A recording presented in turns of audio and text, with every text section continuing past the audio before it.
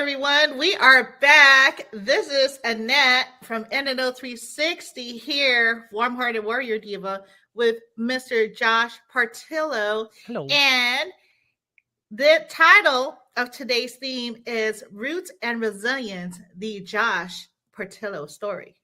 Over to you. Thank you. This is a one-man show basically right now, with Annette being the MC. And if I veer off and I go on a tangent too much, she's going to veer me back in and be like, get back to the story. I'm envisioning myself on a stage right now, like in front of like 1,000 people. So more than 1,000 though. More than 1,000. Like I'm literally having butterflies in my stomach. As a man who dealt with big time stage fright, yeah, I'm pretty scared right now. But we're gonna do our best. So honestly, again, thank you, Annette, for having me on again. I know it's a quick turnaround from the last legendary episode that we did before. That people are loving. It's great. I gotta load more of the scenes up, so that'll be good. Okay. But I'm gonna say selfishly, I wanted to do this episode with you because it's therapy for me. I will be totally honest. It's therapy for me. I need to talk it out. And if anybody gets something out of this recording through this episode, I'm hoping just a little nugget that people can take. I'm no one. I'm not famous. I'm not. I'm just a regular dude that yells in a closet for money. That is what I am. He's famous, y'all. Don't listen to him. No, I'm not. I am literally a dude in a closet in Oviedo, Florida. Let's get that right. From Jacksonville, Florida. Yay. Represent 904.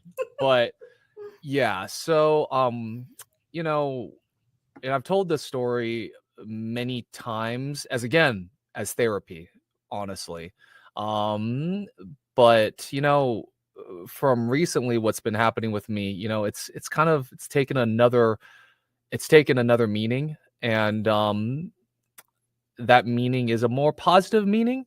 Kind of complicated in some ways for me. But it's just, making peace with the past and forgiving mistakes and, learning from the people that you love, people that may have hurt you in the past.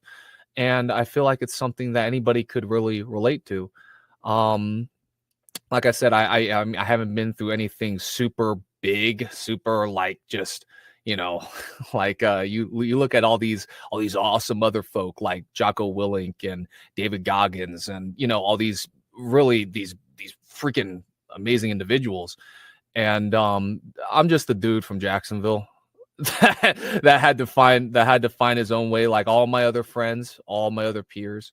And it's just really cool to have a platform like this to tell my story, and I hope everybody else that I know can tell their story in their own ways. But where do I start? So with me, again, if everybody doesn't know me, my name is Joshua Noah Portillo. My birthday is January 18th, 1995. I am a Capricorn. Yeah, I think I'm a Capricorn. Yeah. My Myers-Briggs is INFJ, and my pronouns are he, him, and his. So hello, how you doing? Okay, so where do I start for real? I always start my story with talking about my parents. My mom and dad are a big part, big driving force, and probably a big driving force for everybody. My mom was a military brat, moved around a lot. She was a rebel. She rebelled a lot. She was she lived life. Okay. She liked to have fun. And when you're a military brat, and your granddad is your dad, her dad, my grandfather, is a Vietnam vet, has seen some stuff, and has been in the special forces, Green Berets. It's just like, yeah, can be strict at times, understandably so, and you just want to rebel and live life on your own terms. Nothing wrong with that. Right. Just a regular teenage girl, Mhm. and that's what she was. And she moved around a lot. And she lived in Hawaii for a little bit. She lived in Germany for a little bit. What part? In Germany, Uh-huh. I think she didn't really talk about it too much because she was Okay. younger. But correct me if I'm wrong, if this is part of the part of that area, but Munich. Oh yeah. I think it was in Munich. Because my grandfather was probably stationed over there at the time when she was younger. So, as a kid, she talked German, and then she she unlearned it whenever she came back to the States, and lived in Hawaii, the surfer lifestyle. I don't know if she surfed or not, but but yeah, she liked to have fun, liked to be with friends, and was very talented in her own way. She wanted to go into now see, this is why I get it wrong. It's the National Guard, Coast Guard. She wanted to go into one of the branches. And I think it was the Coast Guard. Unfortunately, she could not. I think just some people didn't want her to go, and just other factors as well. So that didn't really work out. But she just started working. She came down to Jacksonville, Florida, and that's where she met my father. My dad, Filipino, Filipino household, and it's how do I say this part? Strict. Yeah. Hard father. That's all that back then for him. That's all I'll say. And it's I'll just say it's a bloodline. It was a bloodline thing. If anybody catches my drift, the father does this, the grandfather did that. It goes down the line. Domestic violence. Yeah. So in a way, or just how they raised some how he really talked.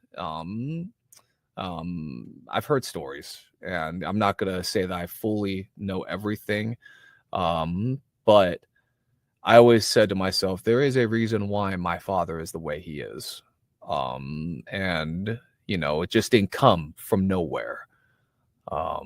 So there is that. Yeah. So my dad was born and raised in Jacksonville. And he also kind of lived like my mother. He loved to live life, loved to be with friends, loved to live kind of, I wouldn't say in the fast lane at that point whenever he was younger, but his path wasn't going to college. He didn't go to college. He went straight into work. He was a hibachi chef. And he just grew into that. He wanted to make good money, and that was his decision. And it led to him getting a job at a steakhouse, a Japanese steakhouse down in Jax Beach, and that's where my mom and him met. And they this next part I actually learned about when I was 22 years old. So it does make me feel a certain way now. It is a hot topic nowadays. So I will just say whatever you do with your body is your business. But how my dad was with my mom, I'll just be real, not a good influence. And they were, both living in the fast lane together in a way. And when you're young like that and being like that, stuff just happens. My mom was pregnant at the time, I think around the age of 21, you know. I'm sorry. For me personally, you know, that's pretty young. I know that a lot of people, that's not. I mean, you can get pregnant at that age. That's just your decision, all that kind of stuff. It's what the man does and how he can manipulate the woman to do something. And when you have, when you love the person, you can definitely be more susceptible to go along with that person's decision. It's hard to not paint him in a bad light. I used to do it all the time. In every talk I've had, any talk in front of people, any podcast I've talked about him, I have painted him in a bad light. And I'm going to be honest, I do feel guilty right now doing it, but I'm just saying it as facts. He told my mother to get an abortion. And I think, being that young, you can be in that type of environment. They were in the restaurant environment, and they were with the bad crowd. And just that lifestyle with those decisions that you make, those choices that you make, how you handle yourself, how you party, like it led to her probably, like, how she said it to me when I was 22, a decision she really did not want to make, but she did because he wanted it. That's manipulation to me, and that's wrong. That's totally wrong. And they were both young, but my dad was 6 years older. So it's like, while my mom was like 21, he was like 28, 27. You should know better. And you shouldn't, it should be both consented and not not cursing her out, but it's just like, I don't want to have this effing kid. I don't want to do this. No, you ain't going to have this kid. No, you ain't going to do that. We're going to get an abortion. That's how it's going to be. I don't want a kid. And so that makes me feel a certain way. Very much. I could have a brother right now, or I've always felt like I've always was supposed to have a brother. Always. I don't know what it is. Maybe it's because I played too much video games and I just wanted that cool hero figure in my life. But I always felt like I was supposed to have a brother. And it's just a presence I feel sometimes. Yeah. It's weird to say, I don't mean to get all spiritual all of a sudden, but yeah. I've always felt that. And a few years later, the same thing happened again. She got pregnant again with me, and he wanted another abortion. He was forcing her to do that. And she's like, heck no, I'm having this one. I love you, and I'm having this one. And so, she had me. It was on a Wednesday, January 18th, 1995, at I think around 10:05 a.m. or p.m. And so, I was brought into the world. And my mom said, that's my hair. My dad, whenever you become a father, you get feelings that it becomes equipped to you, and you get the feelings that a father should feel, I guess. You're supposed to love your child, and it's something. I'm not a father, so I don't know, but I don't know. But yeah, I was born in 95. They had me. And so, when I was growing up, they I can't remember now, but I think my mom was working someplace else and not where my dad was, in the restaurant business. I think she was working at another restaurant. I don't know, I forgot. But growing up, my dad was actually my hero. I didn't know all the stuff they did that I just talked about, but I loved it whenever he came home. I loved hanging out with my mom, and we'd play video games together. We'd watch movies together. We would stay up after him cooking all day long. And he was a very popular cook. He was He was very popular in Jacksonville. Everybody wanted to get you know, everybody wanted Gino to cook their food, Right. and entertain, Right. do the volcano for them. Right. Right. Oh, flip, shrimp, head. Yeah. That was my dad. Egg roll. Egg Egg roll. roll, yeah, egg rolls, and just like like also like doing tricks with like the shrimp, like I said, the steak, Yeah. mountains of fried rice. It was yeah, he Food was wars. food. Oh gosh, no, Food wars. no, but he was like, yeah, he was as in a way, yeah, he was like Soma's dad, Yeah. in a way, and I'm Soma in the back, like, you son of a, that was in the future, that's me, but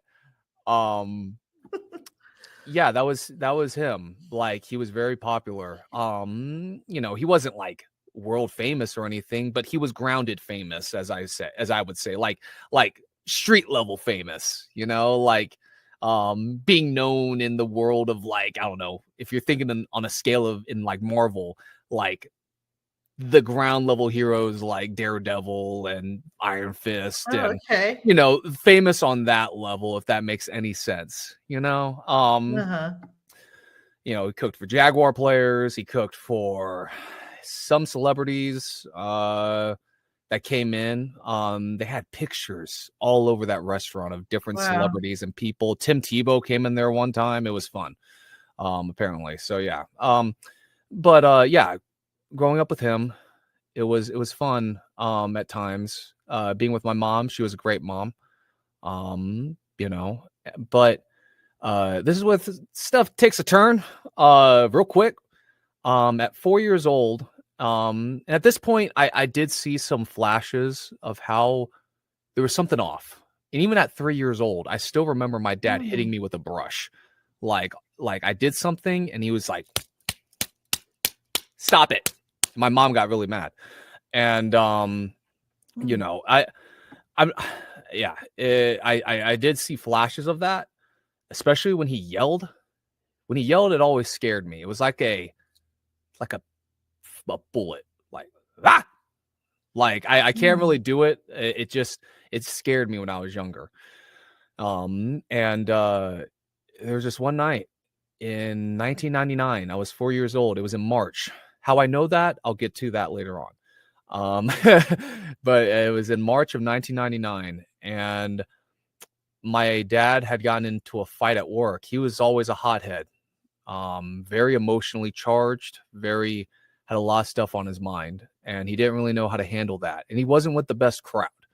So put all those together, and you definitely have a very, you can't really handle things the right way. And he called my mom up.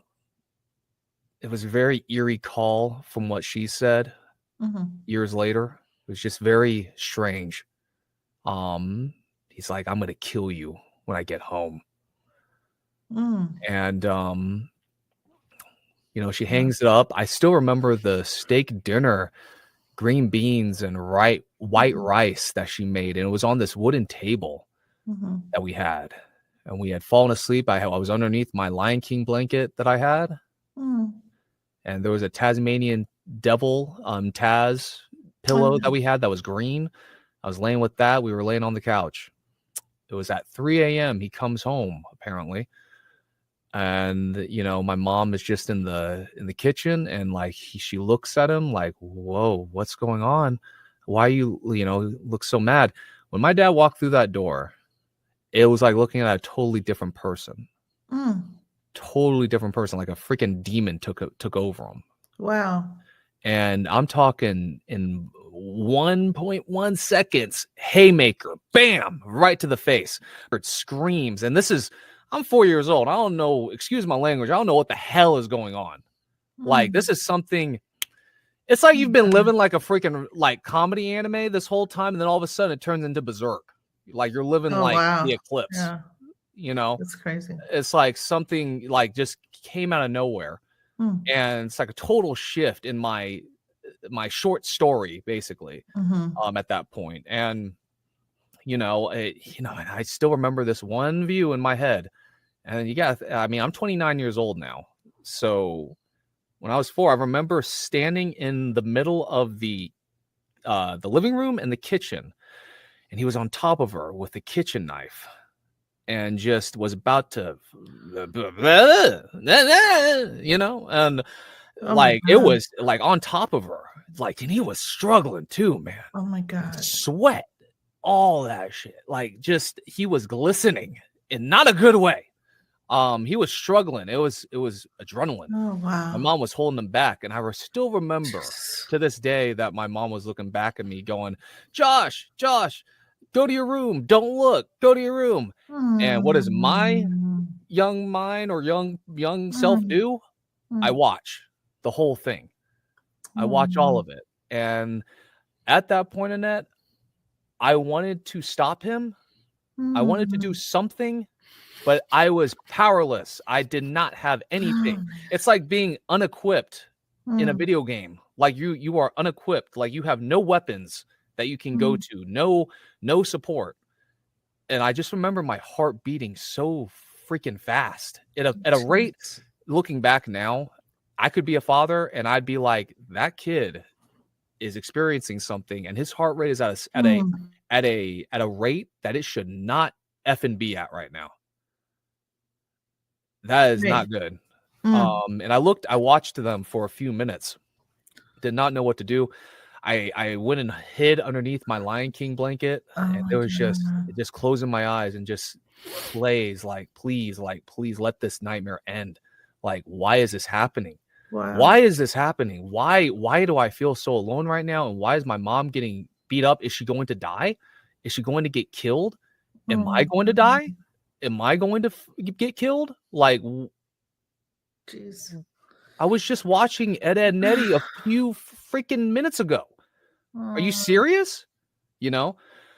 And I get out from underneath the blanket, and there's like clutter everywhere. It's like I still remember looking down the hallway, the eerie hallway that we had that was all white walls, brown carpet.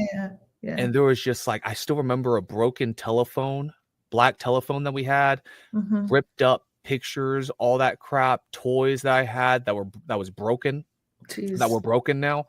And it just like, it was a scene out of a horror movie, literally. And this is where it gets kind of fuzzy. It got fuzzy for me for years, and I just didn't know what happened next. But from sources, from stuff that I looked up, and from my mom's point of view, and she didn't want to think back on this, but she told me details. And I thought my dad attempted murder once that night. He attempted twice.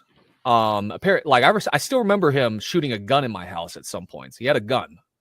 And I remember, just a little tangent. I remember him when I was younger, I'd be sitting next to him, and then he would have his gun pointed down the hallway like a freaking idiot, thinking that he's cool, and just shoots the gun in the house. What? Like, what the hell are you doing, dude? What? That's Something doesn't add up. And so, I mean, where were you? Like, where were you standing, sitting, or like by his side, the side that he wasn't pointing the gun. But where? Probably was your mom there? Like, or like probably in the kitchen, or probably on the other on the couch. And he was like shooting, like literally shooting. I remember him shooting at least once. I still remember shooting and me getting scared. It was a loud sound, and my mom was like, "What the f are you doing?" My God. Yeah. So, that's when you're stupid and idiot. You're stupid, young, and and so that's what we're working with right now. So, like, apparently, I thought he attempted murder once that night, and that's the story I went off of for years. Nah, there was a part of me that forgot that he actually. So, my mom was yelling a lot. She was screaming, like, "I'm gonna die! I'm gonna die! My husband's going to kill me." Apparently, she took me and was like, "We got to go. We got to leave." Going out, trying to go out the door. And apparently, my dad, from what my mom said, got her by the collar, held the gun up behind her head and said, "You're not fucking going anywhere, you bitch. You ain't going anywhere. You're not going anywhere. Oh my You God. leave this house, you're going to die right now. And I will take him." Jesus. And yeah.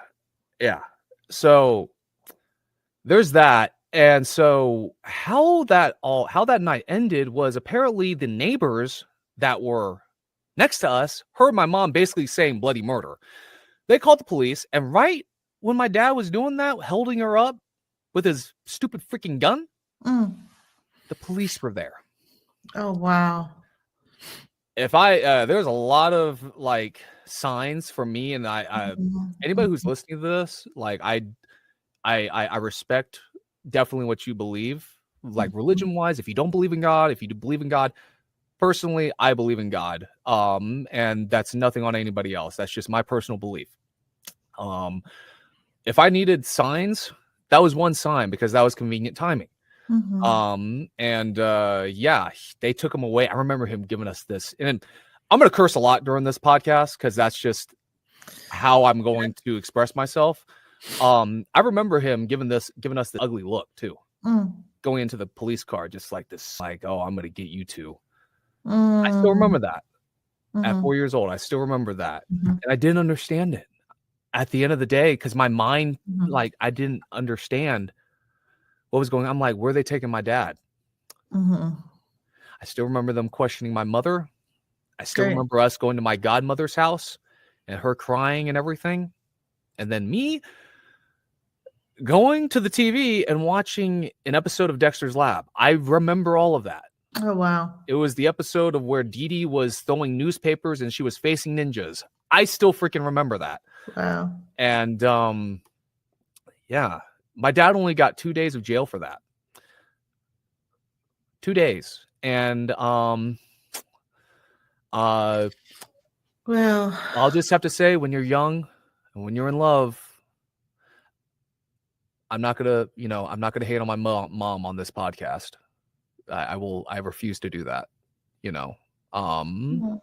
Maybe because I'm biased, maybe because I suffered with her. But when you're in love, man, you do some really weird things. Yeah. Really weird things. She didn't say everything. She didn't say what I saw. Everything that I saw was between her and I for years. This is where, it kind of jumps all over the place. So I apologize for anybody who's listening. But after that, I had to be put into my parents said church school. But in a fight that my parents had at one point, I remember my dad yelling at my mom saying, like, "You put our son into a mental institution. You are so," like, yeah. Wow. Yeah. Piece of work. So yeah, I guess it was a mental institution, and I do remember, the people being super nice and the type of questions that they asked. It was like, "How do you feel about this? How do you feel about Martha getting hit? How do you feel?" I'm thinking that to myself. I'm like, "That's wrong. Can I have pizza now?" Right. It's like, ooh, this is a weird place. There's a bunch of, why are we in a church? So went through that for a while. I still remember, my mom picking me up, dropping me off, picking me up, dropping me off. And this was besides school. Yeah. So she was smart. She was smart on doing that. Yeah. Because accepting that. Yeah. Yeah. Well, for the child, for you, because growing up, she knew futuristically that it's better to get the help and the support right now at your age, when you were Absolutely 4 or whatever age you were as a kid, as opposed to waiting long term, because there's no there's no telling what might happen between those years. Yes. And so she was doing like proactive. She was being proactive, like what is it? Preventive medicine, I guess, if you will. And it's a weird spot. It's a weird spot. She still loved my dad. I'm not going to blame her for that. And in his sick way, he probably still loved her too. And it's weird. That's the type of love I don't want personally. Right. If that's one lesson that both my parents wanted to teach me, is please be smart with how you handle that.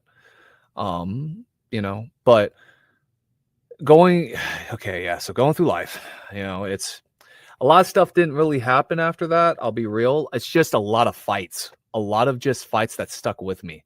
Like the way he yelled, the way things were handled, ripping a phone at some points, they got in a fight once and he's just like, you destroyed her phone. I remember when she got burned one point, they were fighting and she accidentally got burned. He didn't do it, I don't think, with grease, and she had to go to Shan's hospital. And I didn't know, again, I was asleep while that happened. So I didn't get to freaking see that. And really, cause I personally think he did something. So, I wish I saw that so I could have freaking did something maybe, cause I was a little bit older. But again, I don't know. I don't know. He probably didn't. I don't know. All I remember is that on that trip, I kept asking to go to the pool because we were at a hotel, and I remember him lifting me up by the neck and saying, "No, we're not." That my dad didn't hit me. But he did touch me at some points like that. So at some point, I think that was the brush, and I think that was it. So I was blessed to a point where I wasn't physically harmed. So that's counting my blessings there. But he handled my mom in different ways that I will honestly never forgive. In ways, or it's hard to forgive. But there were a lot of just fights, and I remember, I know my mom literally had to quit her job. She was the I've been saying it in posts. I feel like I'm getting annoying saying it, but I'm trying to, remember her. She was the best barista in town, just like how my dad was the best hibachi chef. They were the best at what they did because they knew how to handle people. They knew how to talk to people. They knew how to make people's days in their own way. And my mom was enjoying her job at a place called Bigger World. It was a really nice little cafe. Okay. It was very nice. I miss it. It was very homey, very cozy. Okay. Had a very I don't know if this is the right term, but Mediterranean feel to it. Made you feel like you were in paradise inside. Nice. Yeah, because it was at the Jack's Beach too. So it was just that feeling, and I remember being with her a lot.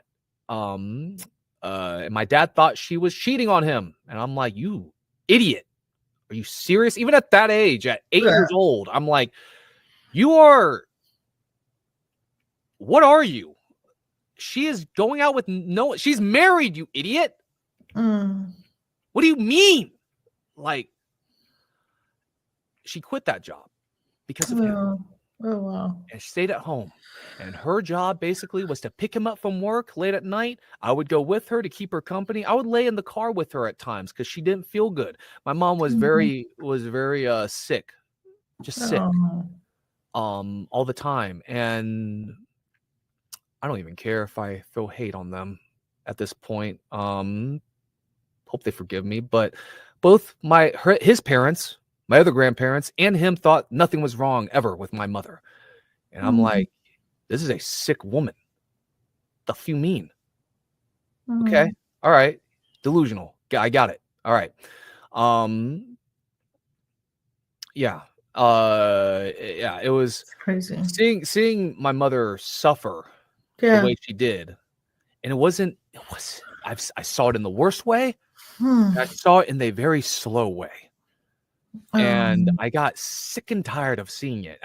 When you get older, you get more cognizant. I'm not an idiot. I'm not an idiot. Right. I can see it. I just can't do anything about it. Right. I'm probably forgetting other stories, but thankfully, I made some friends. Again, I'm going to try not to mention a lot of names on here, but I made some friends that also my friend's father used to be the bartender at the place that my dad used to work at. Hung out with him, great man. Hung out with his son, great dude. We had a little group there for a little while. It was great. It was a very good way to get away from that. I was blessed in that sense. And I just hated being home. I remember calling the bartender, my friend's dad, like 29 times at one point because I was desperate. Oh, wow. And when you're desperate like that as a kid, you can come off as very different.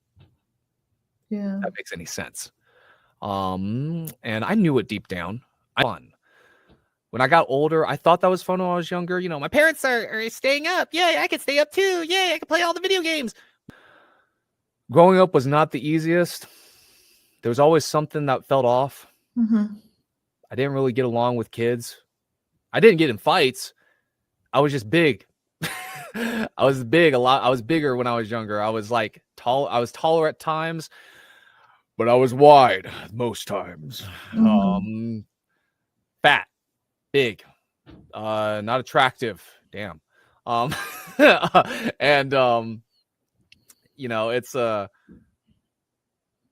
I'm just trying to make it light, but it sucked. Just you're around kids you want to be friends with, but you just don't know how to talk. Also, you have a speech impediment, so you talk like this all the time, and you talk with R's are rounded a little bit, and you talk like that. Yeah, people are gonna not interact with you in a very healthy way. You get bullied for it a little bit. And also being Filipino or Asian and being big, you get called a panda a lot. So that sucks. From Jack's Beach into the suburbs. Man, those kids were mean. I gotta be real. Oh my God. And the teacher's kind of like leading me through the presentation and just okay, Joshua, you can go sit down. And I remember laying my head down in defeat, and I failed that year. So, it really just all accumulated to me being a failure. So I was like, man, life is just wild. I'm a fat loser who failed the 4th grade, and my dad's an asshole, and my mom's always at home for some reason. This ain't good. So what did you like? When you left until today present, what have you been doing to mitigate, to turn the tides, to help yourself with the self-healing therapy? Because honestly, I think everybody, having a public health background, not just that, I believe in therapy, period. It's an ongoing thing. Yeah. It's an ongoing thing. It's honestly, for me, I have, it's the video games. It's what I'm into. It's the people I hang out with. It's, it's choices. You have to make good choices. My mom taught me that while those years of her having quit her job and her and I in her room, her, not having anybody else. Right. I was the only friend that she had. Yeah. I was there with her the whole time. I remember the crying sessions. I remember her being alone and me having to step out, me sitting at a football field alone saying, what the are we going to do to get out of this? This is not the future I want. My mom's going to die. Literally from where I know she's sick. I know that I know my dad's I know he's not taking care of us in a proper way. I know where this is leading. This is not leading to a good spot. Something needs to change, and I'm going to make a difference in my life. Right. In some small way, it can be a big way, but it has to be positive. That is the rule. I don't know. It could be just working out. Yeah. It could be just that's my therapy. Be honest with you. It could be just working out. Look, working out was big. The feeling of being scared, just laying in bed whenever I was younger, I remember looking at the cyan colored wall right in front of me. Wow. I know, pretty specific. I don't know. I just remember the wall being cyan and or dark green or whatever. Right. And you know, just being in a cold sweat sometimes, just the Mhm. thoughts that I used to have. And I don't mean to sound like a psycho or anything, but again, it's because of what I saw. Right. And my mind went to some really terrible places. And I remember this one time I just couldn't handle it anymore. Yeah. And I had these triggers of just I did not, you know, of course, the word murder is terrible. I hate that word. But for Mm. me, it was like I've almost seen that. I Mm. don't like knives. I don't like guns. I don't like, you know, and it all stemmed from back then. And it's, you know, I'm trying to take that weight off now as a Right. grown man, you Right. know, because it's a different story now. But back then it was like I hate those things. And I would see, like, you know, the news. It'd be Mhm. a trigger, like this just in, on Channel 4 News late at night at 10, this person got killed with a gun. It's just like you don't know it, but you got triggered. Mhm. You're Mhm. reliving that. Right. And I used to do that a lot when I was a kid. And it got to a point, my mom was asleep on the couch, and you know, I got sick and tired of feeling like crap. And I didn't have the guts to really actually do it, but I remember going into the kitchen, and I was 8 years old at the time. So I'm jumping around the place. Mhm. This is before I was in the 4th grade. I remember going into our kitchen, same kitchen where it all happened. I got the same knife that Aw. my dad tried to, you know, and I held it up to my head, to my face. I just wanted to push through so badly. Mm. And, you know, I tested it on my stomach. I was like, yeah, that's pretty sharp. Okay. Tested it on my head. Did that a few times. I put it back because I was so scared to do it. I went Mm. back again, and I was holding it. I was like, why can't I do it? And I don't know. It was Mm. just this voice in my head that this weird, like, you know, it could be just my instinct saying, don't do it, you Mhm. know, Mhm. but it was this weird thought of just like, you still got stuff to do. You Mm. can't go just yet. Mm. Um, there are things you have to do. Yeah. And I was mad at myself for not pulling the trigger. Even at 8 years old, I was just like, man, you suck. You couldn't do it. Mm. You didn't have the balls to do it. So, you know, that happened. And then, you know, go through the 4th grade, that happened. So it was just like a lot of just like confidence, like Mhm. downers, I guess. Not saying that the suicide attempt, whatever that was a confidence destroyer or whatever the heck. It's like, it's just a lot of just just a lot of blech, you know, Mhm. just yucky, like Yeah. crap. And when I failed, I remember my dad Mm. getting mad at me, and he's just like, what are you gonna do now, huh? What are you gonna do now? What do you do with your life now? And I just look at him, I'm just like, you are literally Mm. the man who's been hurting us, and you're telling me Mm. what I'm going to do? Wow. And I just said to him, I'm like, I'm going to be better. I'm going Right. to change this. I'm going to fix this. And I remember my mom just being very supportive, and he was wanting to send me off to military school, all that stuff. Mm. And and it's just, you know, I was just sitting in my room. I'm like, why is it like this? Why am I like this? Why, Mm. you know, why, you know? Um, and my mom was just being very supportive. It's like, you know, this is a second chance. Think of it like that.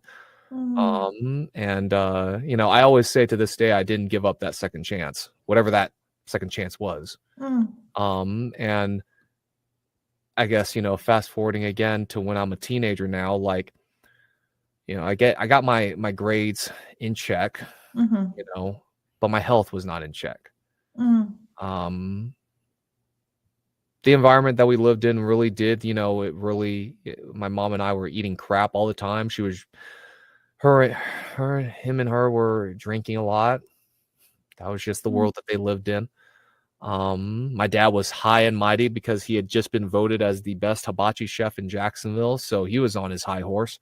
While I was while I was fat and like I think like 5'10" in like the 5th grade. Mm. So it's just being bigger than everybody. It's just like, dang, like this jerk is winning and we're losing. Like, that's what it felt like. Happened to terrible people. Still a kid, and I just think like you're pushing 300 pounds. Parents are very nervous when they look at you. Your mom is being so supportive. And you don't want to let her down because Yeah. you start to by that age, by 6th grade, I was very angry. That's when I was starting to really get like, okay, this environment is terrible. Yeah. We need to change this. Like I had said before the break, like we need to change this. I remember times when I would just, I was sitting in my room eating like, have chips all over me, eating like drinking like a 12-pack of like, I don't know, brisk tea with a bunch of McDonald's around me and just watching, just inspirational movies to just keep my spirits up or some crap like that. And just her in her room alone, just crying because she was being controlled and she didn't know what to do. She probably thought back then too, like that this is the best environment that we got, a lot How of tall were you? about 5'11", 5'10". Oh, wow. Yeah. So, growth spurts a little bit sooner. It stopped when I was in high school. I was about like I'm about 6'2", 6'1" now. So, it did even out. I'm about like 260, 250, just going to the gym a lot. So it's evened out, but back then, man, hell. And I just remember teachers were worried. Right. Because of just how I carried myself. I don't blame them. Yeah. And one of them, who was the football coach at the middle school I went to, Yeah. said, like, yeah, you should come out for football, looking down at my shoes, like having to undo the shoelaces because of just how big I was, it's like, yeah, this kid needs something, Right. And so, he invited me out. I did not like hurting people. I did not like violence. Reason being, that's pretty obvious. Yeah. But other people don't understand that. It's not their fault for not understanding. They just probably look at this kid. It's like he's not built for football, or he's not hard enough for football. And I never saw myself as a football player. Never had dreams of being a pro football player or NFL. Never. I thought it was stupid growing up. The first football game I ever watched was the Super Bowl 42 when Eli Manning threw the David Tyree catch, and I was like, that's a good introduction. So yeah, I mean, I just thought to myself, even at 13, I was just like, well, what else do I got? Right. I'm big. I know that my health is terrible. I got people that have not been best influences in my life saying that, like, oh, you're fat, like you should be a sumo wrestler. And it's just like, okay, thanks, dude. I appreciate the encouragement. Thanks, Chet. This is middle school football, just there's that. But my coach made it definitely something more. He definitely impacted all of us to this day. Wow. People are still impacted by his words, by his actions. And Annette, I think I shared this before in our last episode. He taught us this creed. Right. And I did not want to memorize the creed because it was such a long saying and I sucked at memorizing. And I'll say it. It's creed goes, this is the beginning of a new day. God has given us this day to use as we will. We can waste it or use it for good. For what we do today is important, for we have exchanged a day of our lives for it. Jeez. We want it to be good, not bad, gain, not loss, success, not failure, so that we will never regret the price that we paid for it. I still remember it after all these years since 2008. I still remember. And yeah, I mean, after that, because the football season in middle school is short. Right. I I wanted to stay active. Something was, I don't know. It just, I saw the weight room and I saw Mhm. it empty in the off season Right. during the rest of the year. And, you know, I knew I had to keep changing myself, Mhm. not just for, mom or my situation. I had other reasons. I wanted to impress girls. I Right. I I ain't a saint. Let's be real here. I ain't no saint. I Right. wanted to impress. I wanted to impress a girl or girls, singular. I don't know. Yeah. That's I mean, hilarious. yeah. Yeah. It's yeah. I mean, I had my reasons, and my coach, he, in a safe way, he let me go in there with other people. And and we did lifts. If we were alone, which you're not supposed to, we were Mm, told, do lifts that were safe, not like a, right. bench or anything like that. Right. Because we don't want to be hurt.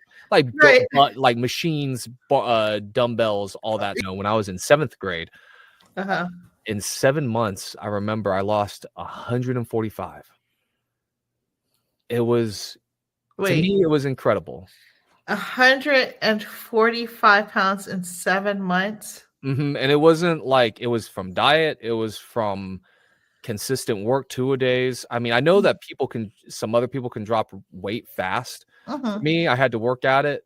And, in those 7 months, like I did see tremendous change.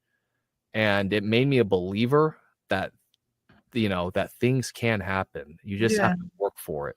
You have to go through the ringer a little bit, but it can happen.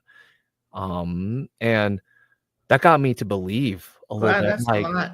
it is. And it got it again, it made me believe, like, okay, if this can happen, can my mom and I escape? Yeah.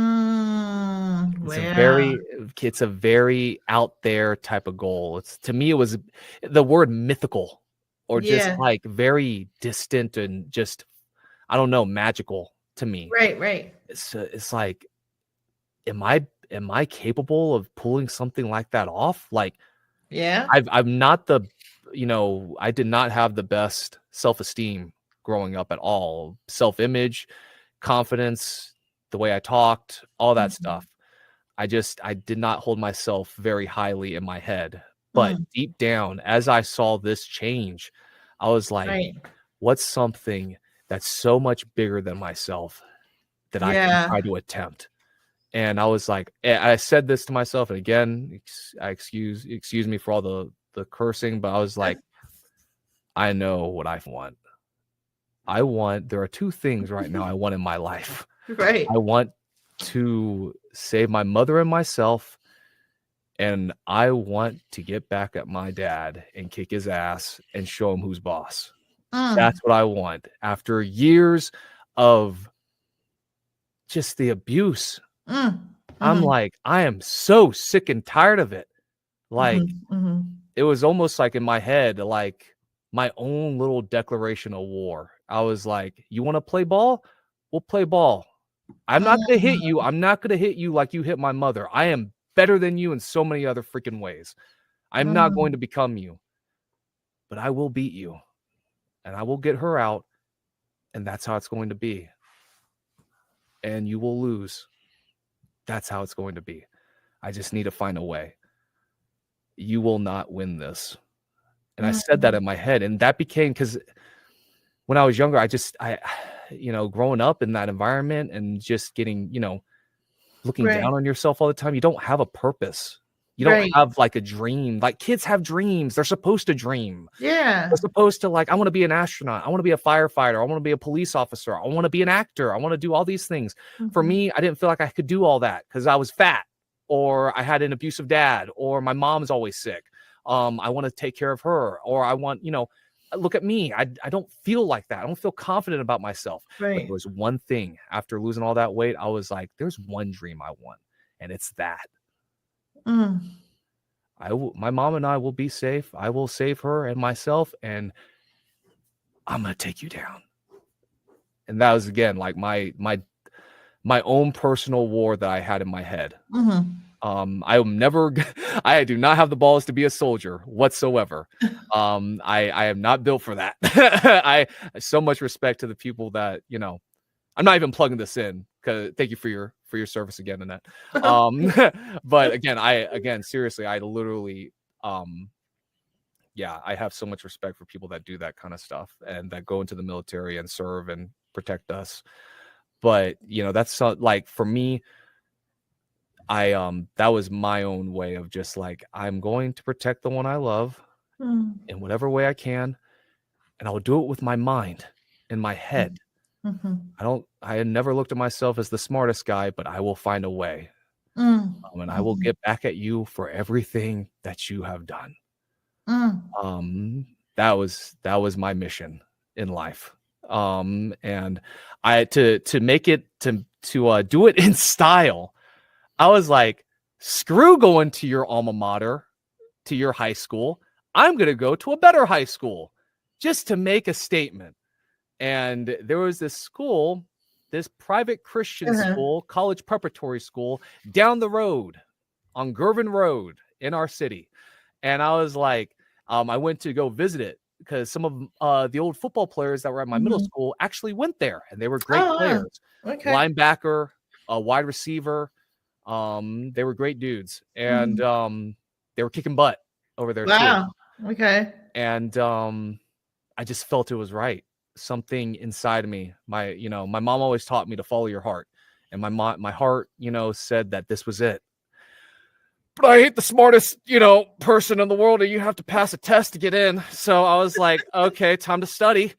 I studied my butt off in that every single day. Wow. Every single day. And it just felt like a mountain because this is coming from a kid who failed a grade. This is what it's going through my head. That failed literally to me trying to pull off the impossible. That Right. was the impossible to me. Right. That was my impossible. And when I actually pulled it off, I was like, dang, Right. smarter than I think. Let's get That's it. right. That's right. That's my statement. Like, this mission I had in my head, oh, it's going down and it's going to happen. And I will make it happen. I will succeed somehow. I just felt like Rocky. that. I like Rocky. That was one of my inspirations. But I felt like God, or Yeah, whatever yeah, people yeah. believe in was like, yeah, this little dude over here, or this big dude, this Asian dude right here. Let's help him out. We don't like this one guy over here. So, so I went to that to that high school. Uh-huh. The story in itself, man. I remember that first year. Our coach was eccentric too. Oh, I won't wow. say his name, but he was great. I love that guy. Okay. It was. Are you a fan of Friday Night Lights, the movie, or the series? Oh, yeah. Friday Night Lights. Yeah. Billy Bob Thornton was in the movie. Mhm, mhm. And then Kyle Chandler was the coach in the series. Yeah. And yeah, clear eyes, full hearts. It felt like that. We even had like the uniform with the P Oh, on it. wow. Yeah, the white and black, like Permian High School in Odessa. Like Oh, we wow. were, yeah, it was just like that. And Wow. we had an outing. We lost. Like we went to the playoffs for the first time when I was a freshman. Mhm. And it was kind of poetic because like one person got injured on the offensive line. So I had Oh, to go wow. in Oh, numerous times throughout the season and be the starter on the right tackle wow. side. It was a lot to handle. That's Like crazy. it was a lot to handle. And we unfortunately lost in the divisional round in the playoffs. We faced our rivals Uh-huh. and we lost in triple overtime. And Mm. yeah, and then our coach unfortunately got let go by the school, which I still don't agree with even to Yeah. this day. Um and there was other stuff that happened that year. It was just I could write a book on that. Wow. But my whole going back on topic, my whole the mission to Right. help your mother. You gotta beat the villain. I was Right. so big into video games, even like I didn't play a lot of video games going into high school because I was just trying to focus on sports and all that stuff. But I remember like my motivation would be like these video game heroes that I would looked up to, like Fox McCloud. Solid Snake was a big one. I was just like, this is my one-man mission. I need to beat the man that's literally that I'm living with right now that has caused us so much fucking pain. Yeah. He needs to be beaten. Right. And we need to leave and escape. And to do that, it gets complicated. So like I thought to myself, if I get a football scholarship, a full ride, where my mom doesn't have to worry about me and I can just take her with me. It was a very flawed plan. But it's all I had. It's all I had. And I was like, I have to do anything I can to make this a reality. And by the time when I graduated, I did the math. I was like, I'll be 18 or something like that. So you can't say crap. I will take her away from you and I will slowly watch you wither away. That's what I thought. Again, it's a very flawed plan. Yeah. Because it just doesn't make any sense. Like, you had a good intention, though. You had the right intention to safeguard your mom. So whatever it took. Yeah. And my mom, you know, in her way, she fought in her way because she was staying because she saw that I was starting to get a good education. Right. And, you know, I'm just beginning to see this now, to be honest, as an adult. Like, she stayed in that environment for that. Wow. She, you know, when your son is going or your child is going through something that could possibly lead to something good, you don't want to take that away from them. So I do have a little bit of guilt on that. I do, because I didn't. Yeah. Don't. It's you're I don't mean to cut you off, but no, you're good. She did that for you, and she loved you and cared so much about you that, you know, and being a parent, you know, we sacrifice for our kids and for them to have a better future, a brighter future. At least the parents that do care and love their kids and want them to have a better life than we did, you know? Yeah. And it turned out, you know, just how I was turning out, you know, the choices that I made, the people I began to hang out with, it was different. And she realized that, and she let me do that, you know. I remember her saying, like, I'll stay with your dad for 4 more years for you to go through this school. And in my mind, I'm like, okay, that's the deal. Then I have to find a way to get us out of here. I don't know what that is. You know, I thought it was football. And again, even when I was going through it, I was like, this plan does not add up. Like, she's her own person. She can do whatever the heck she wants. It's like, you know, it's all like I said, it's all I got. It was very flawed, but it kept me going. That's all I got to say on that. She broke the, as people would loosely say generational curses, or that she severed that negative perspective and transmuted into a positive light for you, for your future. You know what I mean? So that your kids, future grandkids, etc., can flourish. Yes, absolutely. And, you know, at the same time, what made it harder, again, her health issues were kind of catching up. I mean, I'm not going to go into details, but I'm just going to say, like, a lot of blood loss. Had to get a blood transfusion I think once or twice. You know, and she should have been going to the doctor a lot more.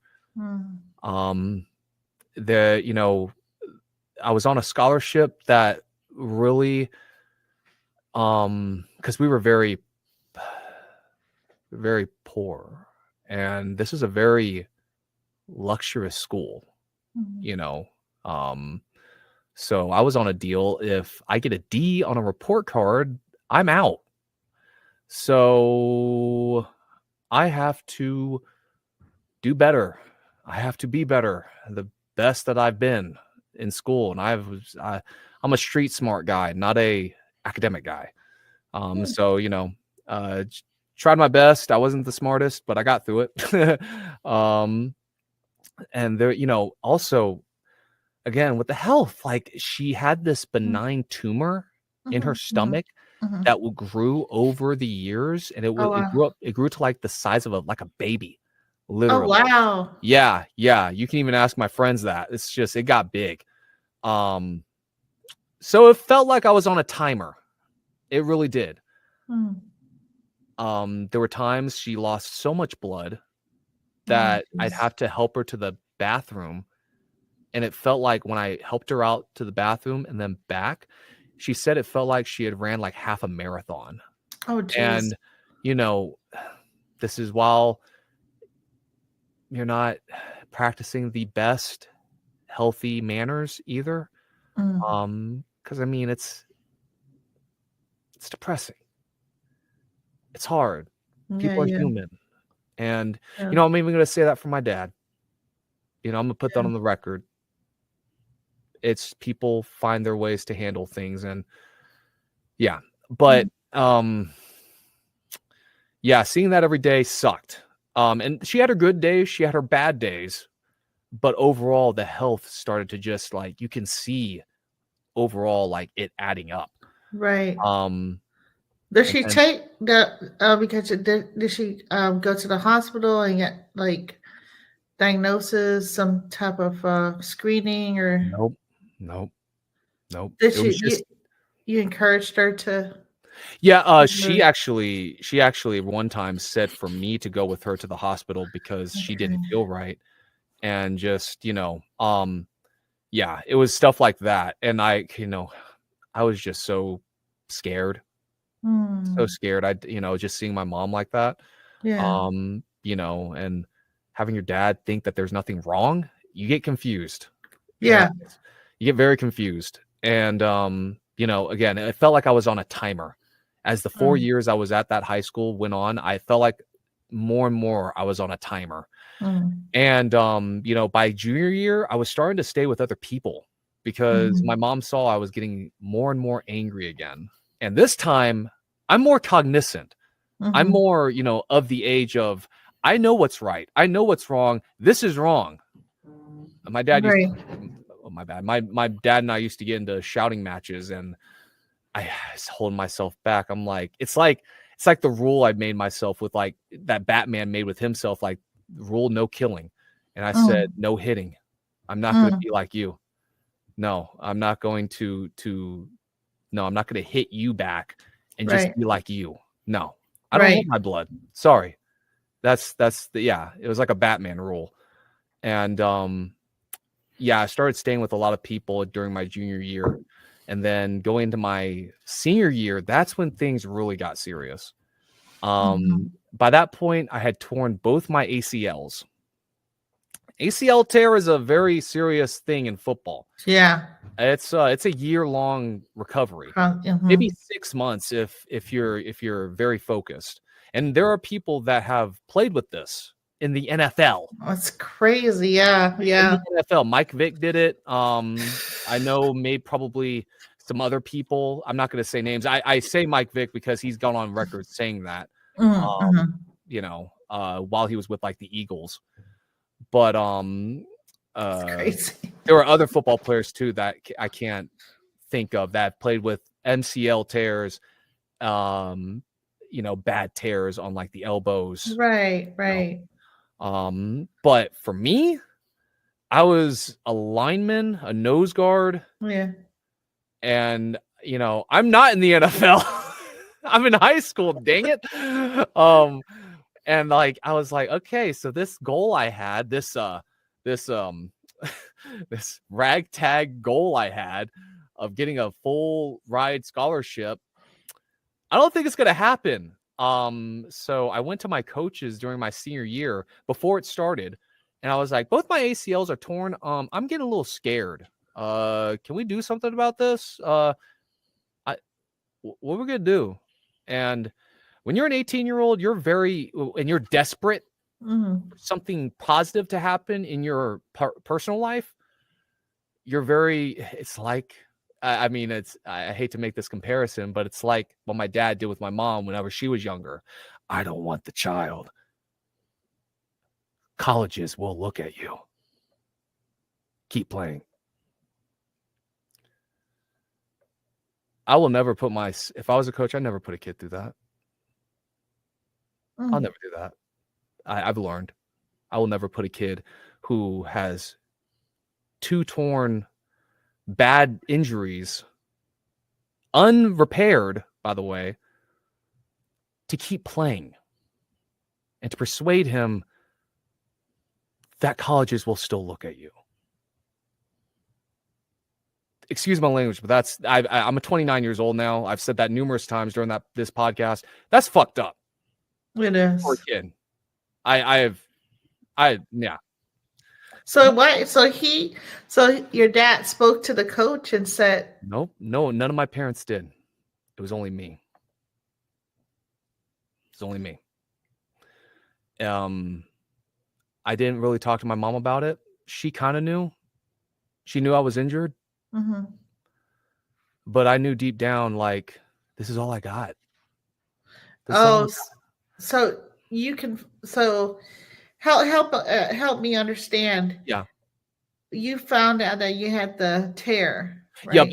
It was yeah, I apologize. I have to go back a little bit. So I had my first tear during my junior year. Mm-hmm. I played with that. During the off season, going into my senior year for like, spring training and all that, I overcompensated and tore the other one. The first one, I will say, was my fault. It was a weightlifting accident. Uh-huh. Ego lifting. Yep. And I overcompensated, and both of them were torn. In my junior year, I already played with one torn ACL, which was already a stretch. Oh, jeez. And so going into my senior year, I'm like, I have 2 now? This is bullcrap. Guys, a little help? Like, what do I do? Like, what's my choices here? So you talked with a coach, or I did. like, I did. Uh-huh. I did. There was one coach that was on my side. I will not say names. One coach and a bunch of others that were for me playing. Yeah.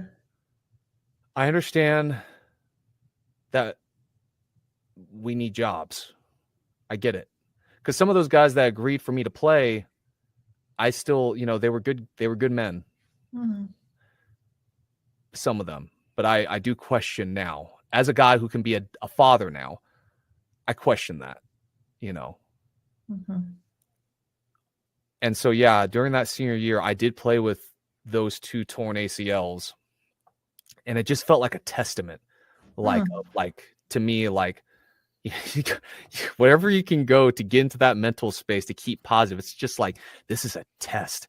Just like how Solid Snake was in, against all odds. Like, he was against this one, like, enemy group all by himself on an island, Yeah. So okay. So you told the coaches, the coach came back, one said no, and then so the board basically said no, we're going to keep him on, and then you went along with it because of the, you just wanted to graduate and not have your mom worry. Mom worry, and I thought, it's my last, basically ditch effort for that dream I had. I see that mission I had in my head. Yeah. Like, save mom and myself, beat dad, and I felt that dad was winning the whole time. Got it. I'm just like, you think, and just getting insane in my head. Honestly, it's like Guts and Berserk. Literally, it's like, that's crazy. Think that's gonna stop me? Like, right? You're gonna tear my. You're gonna, one of them was my fault, so I'll give you that one. But like the other one, like, you think this is really gonna stop me? Like, I don't think so, pal. I will,